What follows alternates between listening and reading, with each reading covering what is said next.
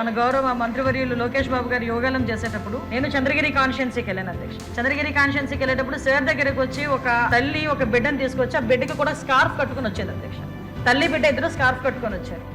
ఏంటి విషయం అంటే లోకేష్ బాబు గారితోనే మాట్లాడాలి అని చెప్పి పక్కకి వెళ్ళి మా అమ్మాయిని గంజాయికి అలవాటు చేసేశారు, మా అమ్మాయి గంజాయికి అలవాటు పడిపోయింది, నా బతుకేంటో అర్థం కావట్లేదు, ఏం జరుగుతుందో తెలియట్లేదు, నేను మా అమ్మాయి చనిపోవడం తప్పించి వేరే దారి లేదు అని చెప్పి ఆ రోజు ఆ తల్లి కూతుర్లు ఇద్దరు కూడా గౌరవ మంత్రివర్యుల దగ్గరికి వచ్చి బాధపడి ఏడిస్తే ఆ రోజు మంత్రివర్యులు ఒక మాట చెప్పడం అధ్యక్ష, మన గవర్నమెంట్లోకి వచ్చిన తర్వాత గంజాయి మీద దృష్టి పెట్టాలి అంటే ఆ రోజు నుంచే ఒక కార్యాచరణ రూపొందించుకొని యువగలం పాదయాత్రలో ఏదైతే ప్రజా సమస్యల మీద గుర్తించడానికి వెళ్ళిన నేపథ్యంలో అదే రకంగా ఈరోజు మనం అధికారంలోకి వచ్చిన వెంటనే గాంజాయి మీద ఉక్కుపాదం మోపాలి అన్న ఒక థియరిటికల్గా మనందరం కూడా వెళ్ళడం జరిగింది అధ్యక్ష.